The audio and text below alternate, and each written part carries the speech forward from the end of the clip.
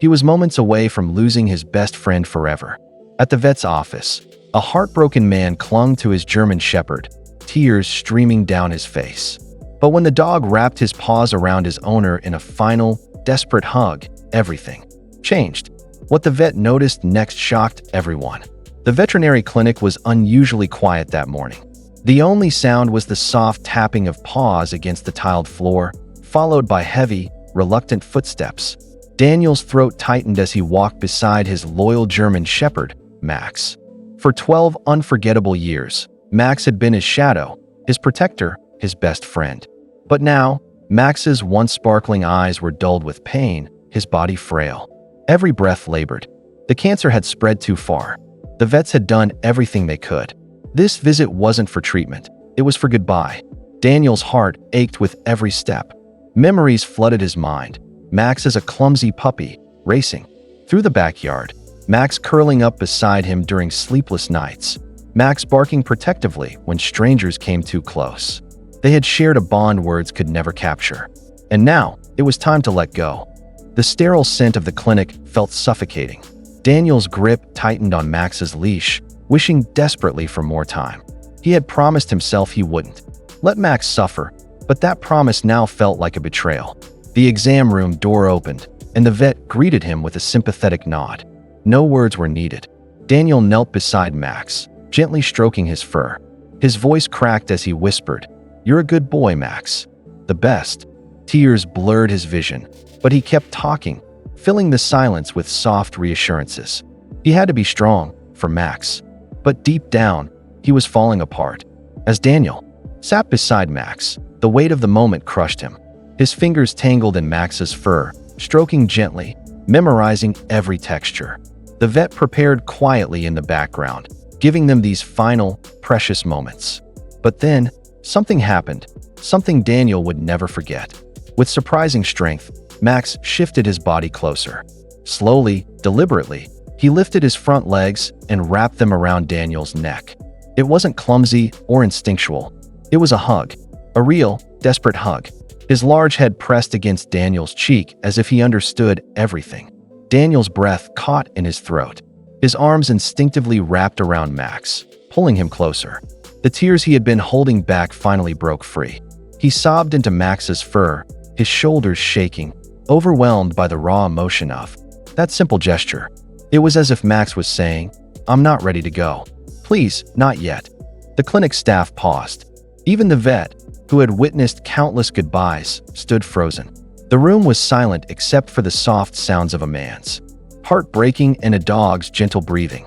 The hug was more than just a moment. It was a plea.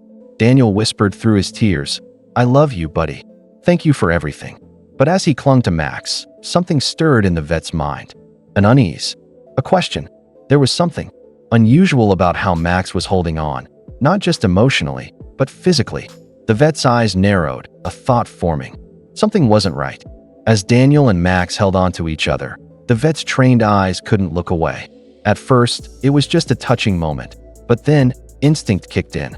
The way Max had lifted his paws, the tension in his muscles, the subtle way his body resisted gravity, it didn't add up. Max was supposed to be too weak. His condition, the advanced cancer, should have left him barely able to stand, let alone hold such a firm grip. Yet here he was, embracing Daniel with unexpected strength. The vet frowned, his medical instincts on high alert. Something wasn't right. He slowly approached, crouching beside them, careful not to disturb their moment. With gentle hands, he felt along Max's spine, shoulders, and abdomen. That's when he noticed it, a reaction, a subtle flinch as his fingers pressed against a specific spot. Not the expected sensitivity from cancerous tumors, but something sharper, different. The vet exchanged a glance with his assistant. Quietly, he asked, "When was the last full body skin done?" Daniel, wiping his tears, looked confused. "A few weeks ago." They said it was too late. The vet's brow furrowed. He pressed again, and Max responded with a soft whimper, not from weakness, but discomfort, as if something foreign was pressing internally. A sudden thought struck the vet. Could this be a misdiagnosis? Could there be something else? He stood up abruptly. "Stop everything," he said, his voice firm. The assistant's eyes widened. Daniel looked up, confused and hopeful. The room held its breath. The sudden command snapped Daniel out of his grief.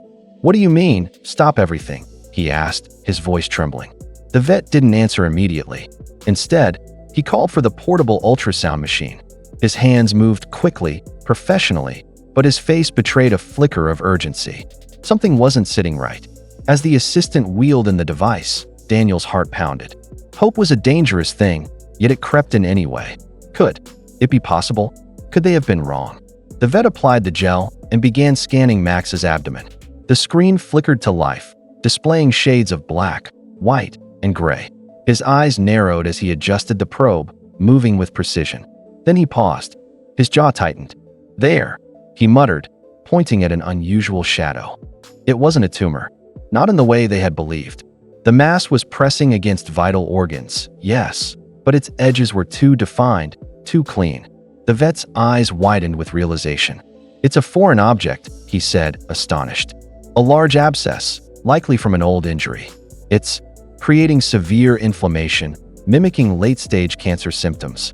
Daniel stared in disbelief. "Are you saying this isn't cancer?" The vet looked at him carefully. "It's serious, yes, but treatable.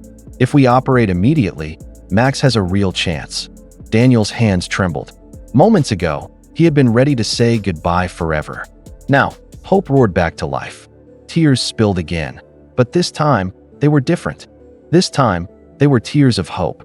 The clinic, once filled with grief, was now buzzing with urgency and cautious optimism. Daniel stood frozen, watching as the team prepared Max for emergency surgery. Just minutes ago, he was preparing for a final goodbye. Now he was praying for a miracle.